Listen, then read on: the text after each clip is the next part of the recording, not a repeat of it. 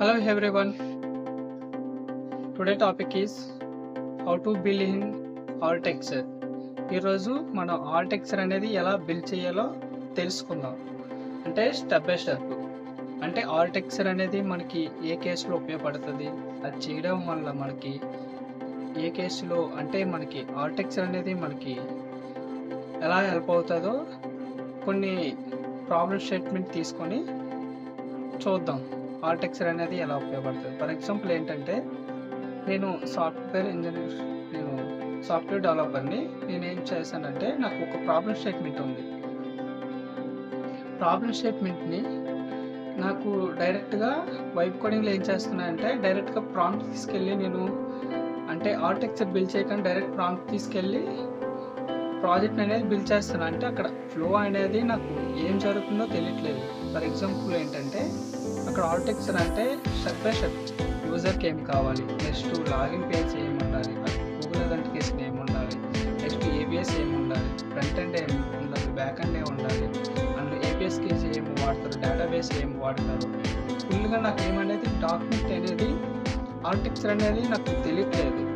దానికి నేను ఏం చేశానంటే నాకున్న ప్రాబ్లమ్ని తీసుకెళ్ళి నాకు ఆర్టెక్చర్ బిల్డ్ చేయమంటే ఫర్ ఎగ్జాంపుల్ కొన్ని ఎల్ఎల్ఎమ్స్ ఉన్నాయి. ఫర్ ఎగ్జాంపుల్ క్లాడ్ ఉంది, పర్ప్లెక్సిటీ ఉంది, జెమినీ ఉంది, డీప్ స్లీప్ ఉంది, నెక్స్ట్ ఏంటంటే చాట్‌జిపిటి ఉంది.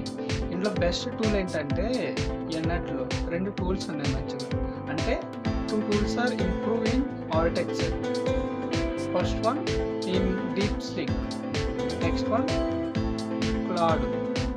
ఈ రెండాటిలో మనం ఆర్టెక్చర్ అనేది బిల్డ్ చేయొచ్చు. అంటే మనకి హై లెవెల్లో బిల్డ్ చేసి ఇస్తుంది అనమాట ఆర్టెక్చర్ అనేది. నెక్స్ట్ ఏంటంటే నాకు ఒక ప్రాబ్లమ్ స్టేట్మెంట్ ఉంది. ఫర్ ఎగ్జాంపుల్ నేను ఒక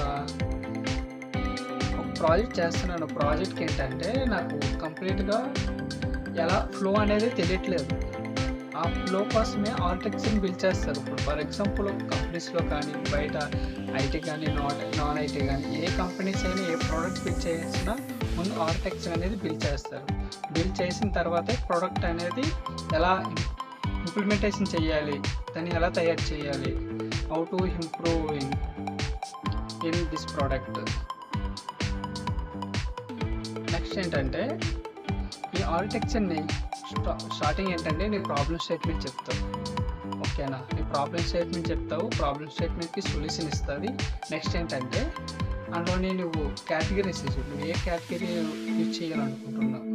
నెక్స్ట్ ఏంటంటే అందులోని ఫ్రంట్ ఎండ్ ఏంటి, బ్యాక్ ఎండ్ ఏంటి, డేటాబేస్ ఏంటి, ఏపీఐకి ఏంటి, ఓవరాల్గా నీకు ఫ్లో స్ట్రక్చర్ అనేది ఇస్తుంది. అంటే నీకు కావాల్సినట్టుకు నువ్వు ఆర్టెక్చర్ అనేది బిల్డ్ చేసుకోవచ్చు.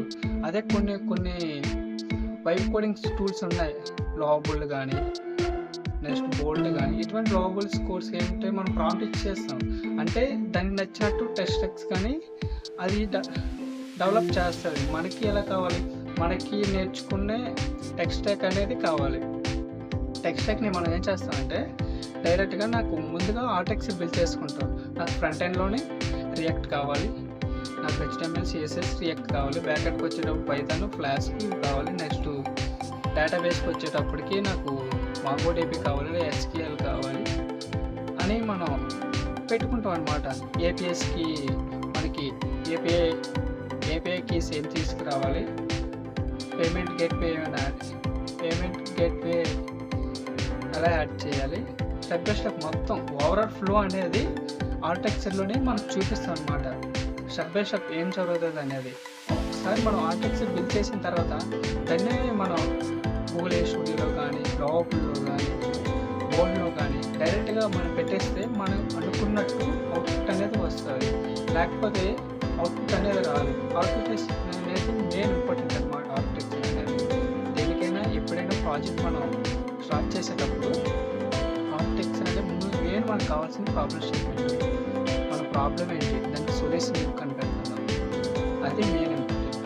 తర్వాత మనం ఏ టెక్స్ట్ స్టాక్ కావాలి, మనకి ఏ డేటాబేస్ కావాలి, మనకి ఏ ఏపీఎస్కీస్ కావాలి, నెక్స్ట్ మనం ఎవరు టార్గెట్ చేస్తాం, ప్రతిదీ ఆర్టెక్చర్ అనేది ప్రతిదీ చూపిస్తుంది అనమాట.